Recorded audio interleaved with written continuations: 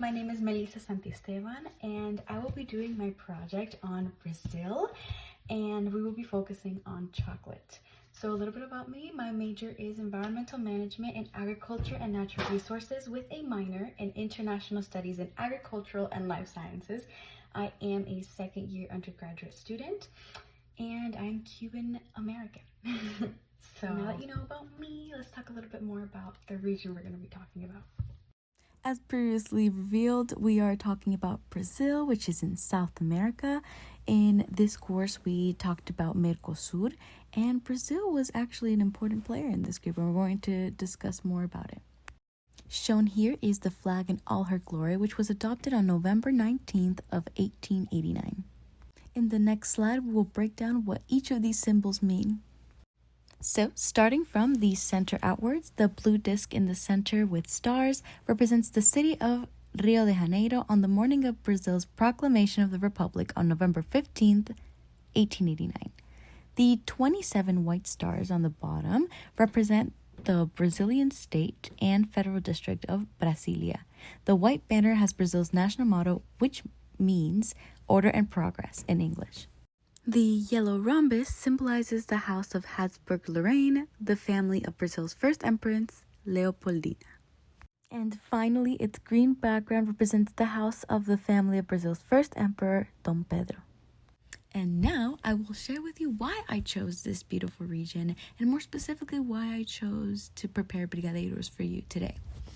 So, I grew up in Orlando, Florida, and I was surrounded by many cultures. I'm very grateful to have grown up around different perspectives, practices, different peoples and backgrounds.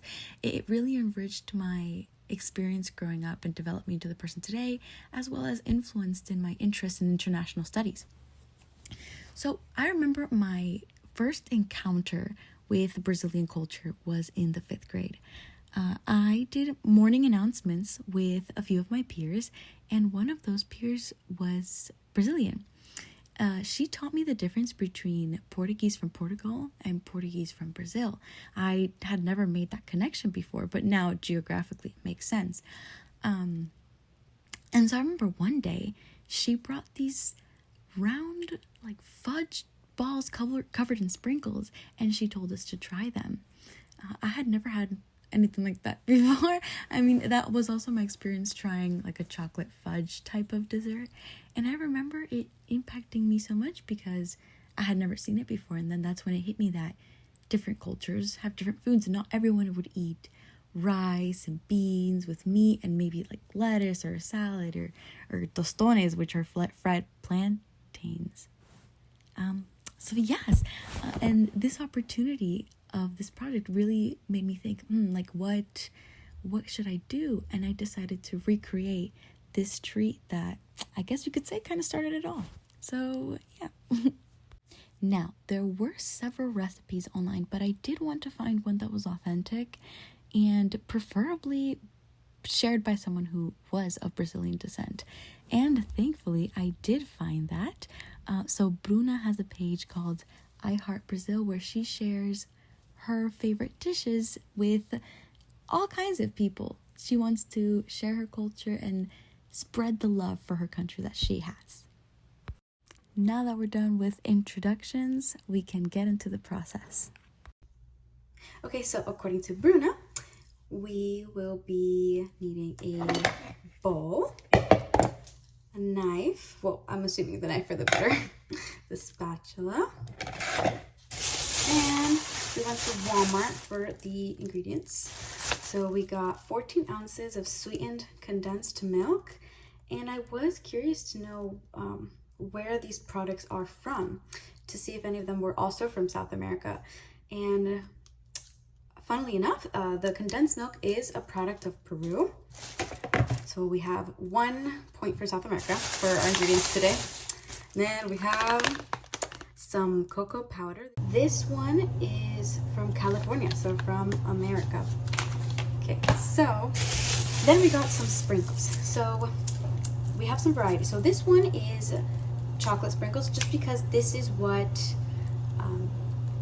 my classmate in elementary school that I previously discussed, these were the sprinkles that she used the time that she brought these sweets to school, that she brought the brigadeiros, and I tried them for the first time. So this product is from Arizona.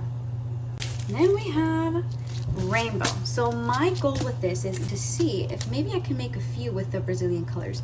I also got these tiny little cupcake liners because that's where we're going to be putting them when we roll them up into little balls. So this will be what we use to serve them. And this product is also from Arizona. So this is the unsalted butter, and this one made in USA. Here I am showing you the cut signs for the 1 tablespoon. I put around a tablespoon and then heat it up. So as I am preparing this dish for you, I will be discussing about chocolate in Brazil and some of the historical development, agricultural economy, the location where it's grown, socioeconomic factors, and government involvement, policies, processes, and structures in relation to chocolate. And then we will end off talking about some of the cultural aspects, like what does chocolate mean in Brazil? How do the consumers utilize it? As well as a little bit about where brigadeiros originated from. So let's get started. So cacao was first introduced in 1746 in Bahia, Brazil, through an exchange of seeds from a French colonizer to Antonio Diaz Ribeiro. The first plantation of this seed was on the Cubiculo farm located on the edges of Pardo River.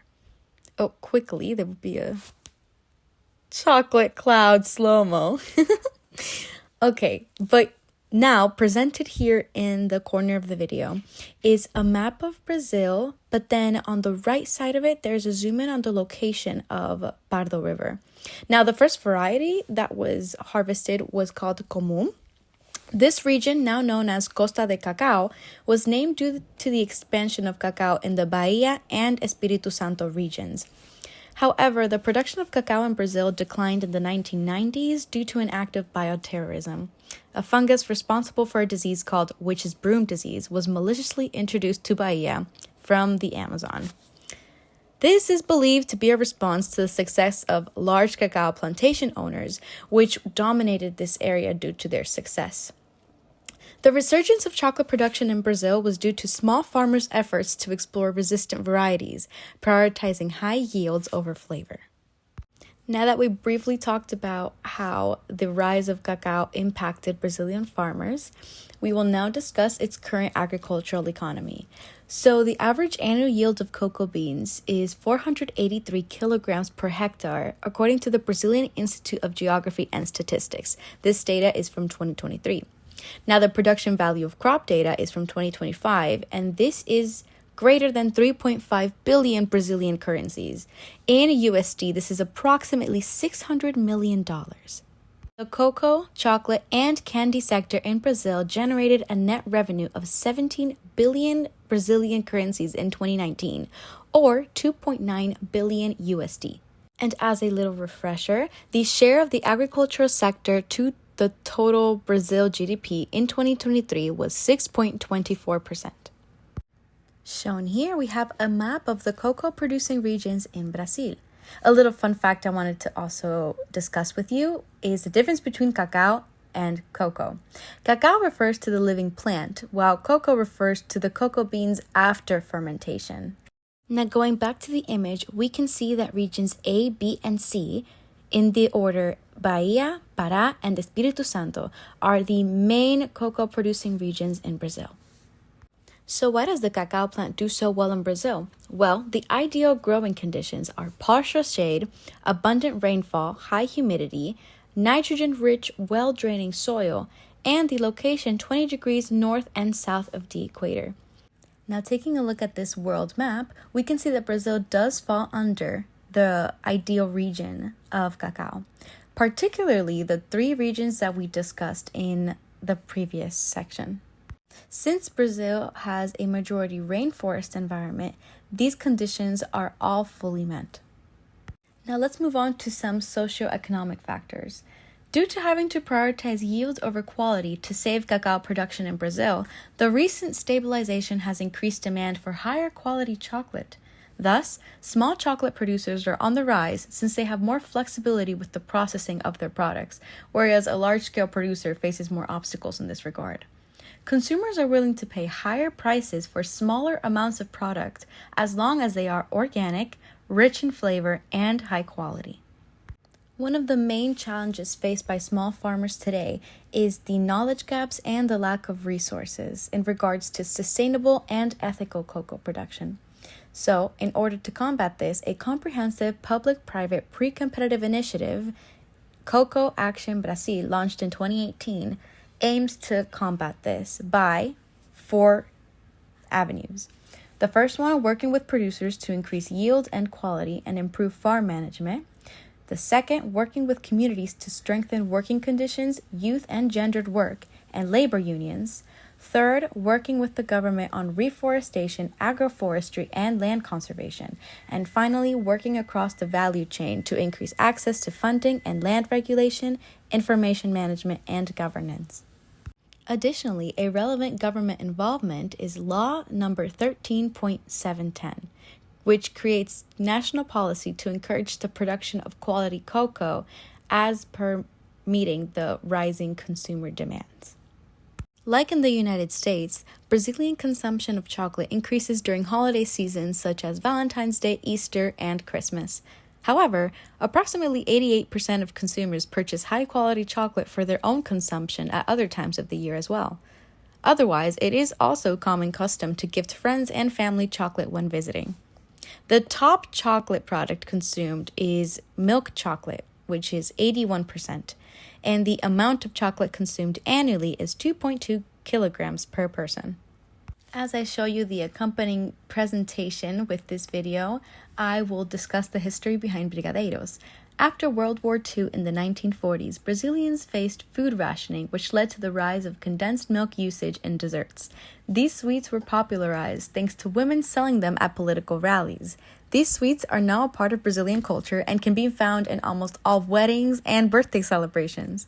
The main flavors currently are milk chocolate and coconut, but today there is a wide range of flavors, including guava, one of my favorite flavors. Maybe I'll try making them next time. Thank you so much for watching.